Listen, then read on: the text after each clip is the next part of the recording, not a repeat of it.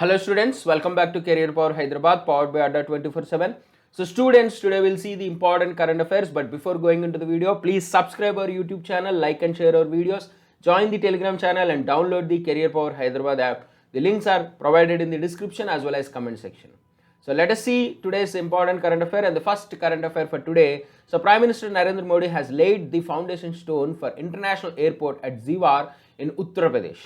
So this airport is named as the Noida International Airport and it is present at Ziwar in Uttar Pradesh, almost 1 kilometer distance from Noida. You can see on the map. So this is Noida, this is New Delhi, and here is Ziwar, almost 1 kilometer distance from the Noida.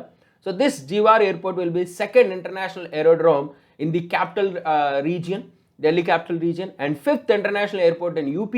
So with the completion of this airport, UP will be the state with highest number of international airports in the country. So this airport will be developed by the Zurich Airport International AG and in an area of nearly 1330 acres, and this airport to be operational by September 2024. So once operational, this will be the largest airport in India and first net zero emission airport. That means this airport will not cause any carbon emissions. So carbon emission free airport, okay. So this airport is in UP. So UP Chief Minister Yogi Adityanath and UP Governor Anandabhen Patel. So next current affair is about wage rate index. So the Labour Ministry has released the new series of wage rate index. So the base year for this wage rate index is now will be 2016. Earlier we used to calculate the wage rate at prices at the year 1963 to 65.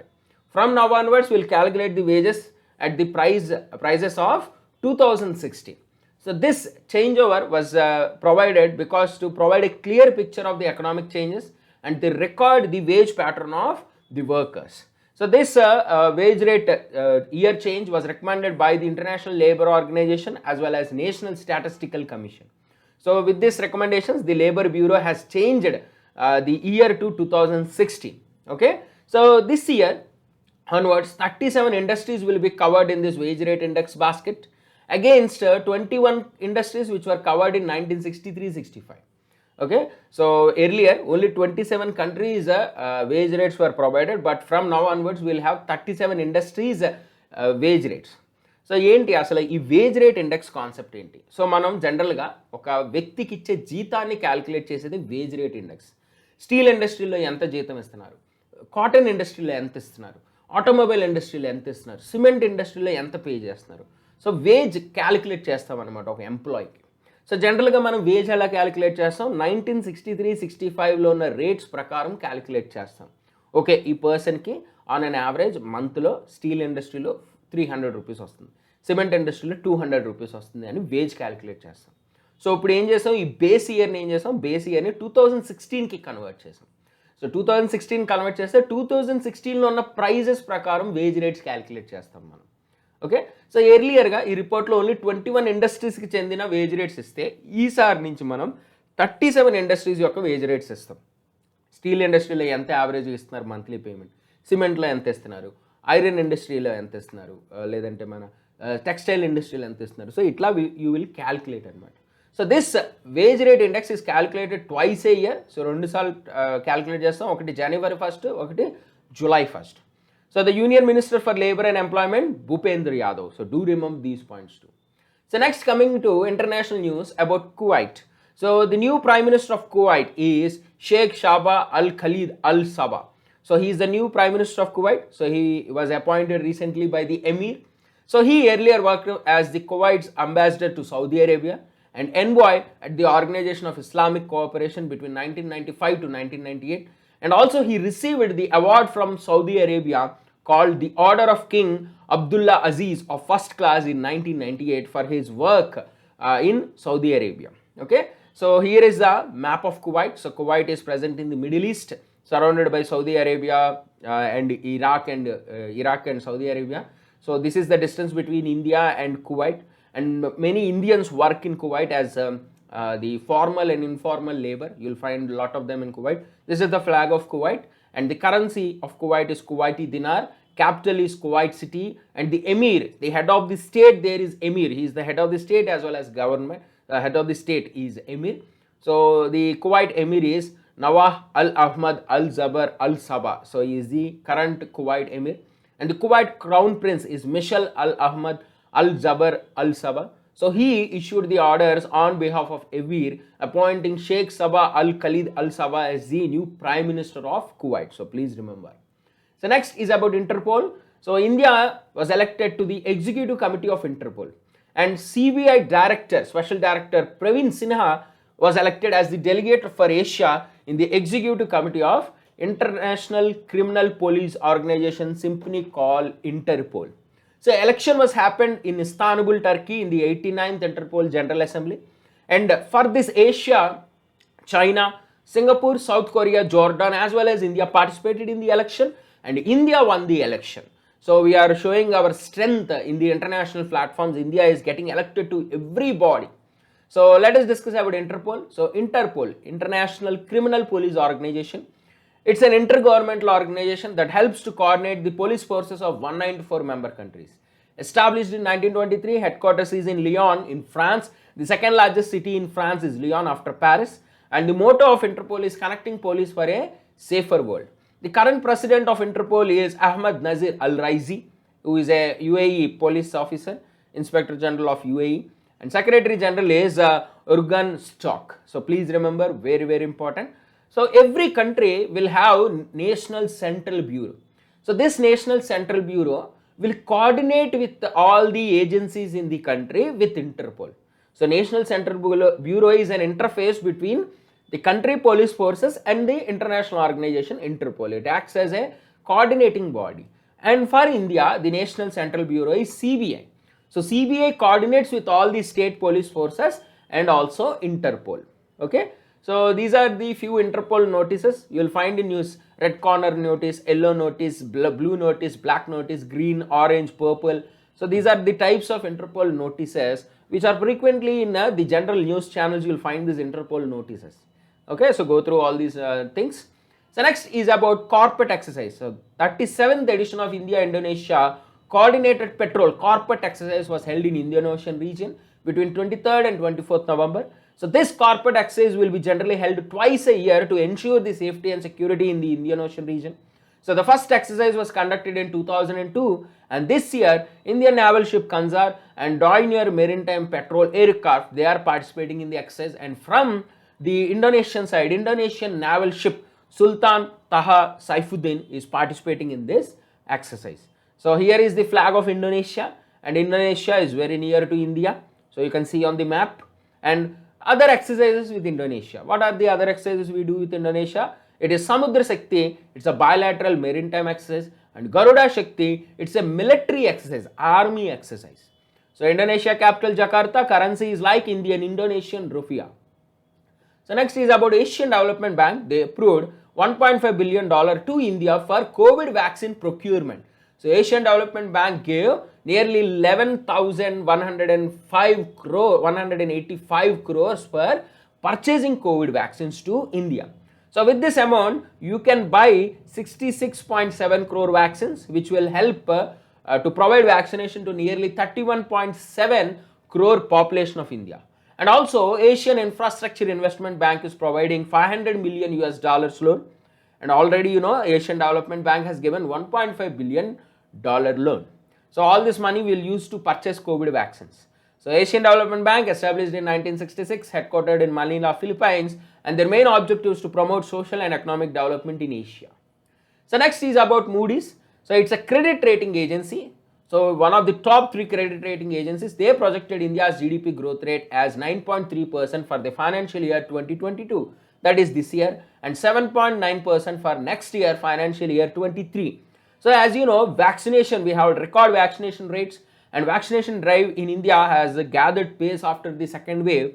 So because of this, nearly 30% of the population is totally vaccinated and 55% of the population is having single dose vaccination. So that is why this stimulated the consumer confidence, this stimulated the business in India. So Moody's, Standard & Poor's and Fitch are the top 3 credit rating agencies in the world, and Moody's established 1909 and headquarters is in New York. So next is about Equitas Small Finance Bank. They have partnered with HDFC Housing Development Finance Corporation Limited, HDFC Bank, to offer co-branded credit cards. Okay, so Equitas will use the HDFC's bank reach in credit card market, and also for better banking ecosystem. So credit cards, they are available in two variants: Exide credit card, which provides loan from 25,000 credit limit from 25,000 to 2 lakh, and Elegance credit card over 2 lakh credit limit they will be providing in these cards. So please remember these points. Equitas Small Finance Bank established 2016, headquarters Chennai. MD CEO Vasudevan. HDFC established 1994, headquarters Mumbai. CEO is Shashidhar Jagdishan, and HDFC tagline you can see here: we understand your world. So remember taglines, very important for all the bank exams. So next is about the 5th World Congress on Disaster Management, inaugurated by Union Defence Minister Rajnath Singh. So this meeting was organized at Indian Institute of Technology, IIT Delhi, from November 24 to 27, and the theme for this year is Technology, Finance and Capacity for Building Resilience to Disasters in the Context of COVID-19. So this World Congress on Disaster Management is an initiative of the Disaster Management Initiatives and Convergence Society of Hyderabad. So what is the objective of this meeting? This meeting will bring all the researchers, policy makers, practitioners around the world on a common platform to discussing the challenges, issues regarding the disaster risk management. So first meeting was held in 2008 in Hyderabad and inaugurated by then APJ Abdul Kalam. So remember, very, very important. So next is about the Asia-Europe meeting. So this meeting was attended by Vice President Venkaiah Naidu. So he represented the Indian delegation. So the 13th edition of Asia-Europe meeting summit was held from November 25-26 in Cambodia. So Cambodia is the host. You can see the picture here, Cambodia, which is very near to Thailand and Vietnam, Malaysia and Singapore. So the theme for this meeting is strengthening multilateralism for shared growth. And Indian delegation is chaired by Venkaiah Naidu. So they met virtually. So this Asia-Europe meeting is mainly to foster dialogue and cooperation between the two continents, Asia and Europe. First meeting was held in 1996 in Bangkok, Thailand, and this meeting they will be held biennially, that is every 2 years you will have this meeting. So 2021 summit marks the 25th anniversary of this process. This process will bring the European Asian countries to exchange views on regional and global issues to strengthen the cooperation in wide range of areas. So currently has 51 members along with 2 regional organizations, European Union and ASEAN, the Association of Southeast Asian Nations. So next is about Pradhan Mantri Garib Kalyan Anna Yojana. So Union Cabinet chaired by PM Modi has extended this Pradhan Mantri Garib Kalyan Anna Yojana for 4 more months from December 2021 to March 2022. So this is part of the Pradhan Mantri Garib Kalyan package to help the poor to fight against the COVID-19. And this scheme is run by the Ministry of Finance. What is this scheme? So this scheme initially was launched for 3 months between April, May, June in 2020. Okay, covering nearly 80 crore ration card holders, and it extended till November 2020. So what is this scheme? So in this scheme, people who are having ration cards, who are covered under the National Food Security Act, they will be provided PDS, the regular ration groceries. Along with that, they will get additionally 5 kg grains of rice or wheat. So along with your ration, daily monthly ration, you will get extra additionally 5 kgs of rice for free. It will be given for free. So this is Garib Kalyan Anna Yojana. So the estimated food subsidy for this phase 5 will be 53,000 crores, and nearly 163 lakh metric tons will be provided to the public in the country. So this Garib Kalyan Anna Yojana has total 5 phases. Phase 1 and phase 2 between April, June, July to November. Phase 3 between May to June 2021. Phase 4 between July to November 2021. Phase 5 will be December to March 2022. So what is Garib Kalyan Anna Yojana? Very simple. It is providing 5 kg rice or wheat freely to the poor people, to the ration card holders. So next is about Nirmala Sitharaman, Union Finance Minister. She launched a few schemes in Jammu and Kashmir. So what are those schemes? So Tejashwini and Hausla scheme by the J&K Bank, Jammu and Kashmir Bank. Shikhar and Shikara schemes by Punjab National Bank. So let us discuss each scheme in detail. So Tejashwini scheme will provide financial assistance of 5 lakhs to girls between 18 to 35 years to start their own business. Hausla scheme is to empower present lady entrepreneurs to be role models for in their representative sectors. Shikhar scheme is focusing on credit requirements of up to 2 crore for hotel, tour and tourism industry. And Shikara scheme is a credit up to 15 lakhs for purchase or repairs of shikaras. What is shikara? Very simple, it's a boat. You can see in the picture. These type of boats are present in Dal Lake for tourist purposes. So for the repair or for purchase of shikaras, under the Shikara scheme, they are providing up to 15 lakh loan. So these schemes are provided in which union territory? Jammu and Kashmir, and the Lieutenant Governor of Jammu and Kashmir, Manoj Sinha. So next is a book by Masruf Raza. So the book is called Contested Lands, India, China and the Border Dispute. So it is authored by former army officer Maruf Raza. Okay, so this book is about the boundary making between India, China, Tibet, and analyzes the current India-China border and all the details about the disputes between India and China regarding this border. So Maruf Raza's earlier books were Kashmir Untold Story, Saurya Gatha, and War Dispatches 1971. Okay. So next, very important, National Milk Day observed on 26 November in India. World Milk Day is observed on June 1st, entire world. So this day, 26 November, marks the birth anniversary of the father of India's White Revolution, Dr. Varghese Kurian, who is popularly called the milkman of India. So this National Milk Day is mainly to provide information regarding the need and importance of milk in human life. And milk is the first food of every child, and it's a regular food consumed throughout the life. So Varghese Kurian is the father of White Revolution in India. So he is a social entrepreneur. He led the Operation Flood, which is India's largest dairy development program. Even it's the world's largest dairy development program. So he made the milk deficient country India to a largest milk producer today. So this movement by Kurian has doubled the milk available per person in India and increased the milk output 4 times in India. So that is why his birthday is celebrated as Milk Day in India. Remember, the milkman of India, Varghese Kurian. So next is one more important day, Indian Constitution Day, observed on 26 November. So this day is to mark the adoption of Constitution of India. On 26 November 1949, we adopted the Constitution, and Constitution came into force on January 26, 1950. So this day is observed as Constitution Day, or also called as the Samvidhan Divas. So this day is mainly to spread the importance of Constitution, spread the thoughts and ideas of Dr. B.R. Ambedkar, who is the father of Indian Constitution, who is also called the modern Manu, the chief architect of Indian Constitution. So in 2015, on the occasion of the 125th birthday of Dr. B.R. Ambedkar, government has declared 26 November to be celebrated as the Constitution Day or Samvidhan Divas. So please remember, these are all the current affairs. Quickly we'll revise in one word key points. So Noida International Airport to come up in Ziwar, Uttar Pradesh.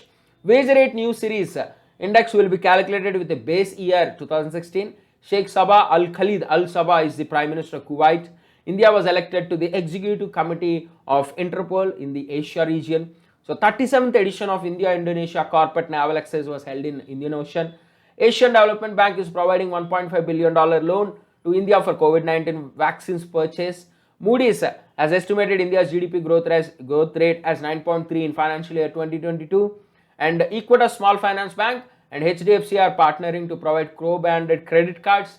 5th World Congress on Disaster Management is organized by IIT Delhi. So it is inaugurated by Rajnath Singh, Union Defence Minister. 13th Asia-Europe Meeting Summit is hosted by Cambodia, and Indian delegation was led by Venkaiah Naidu, the Vice President. Pradhan Mantri Garib Kalyan Anna Yojana Phase 5 is extended from December 2021 to March 2022.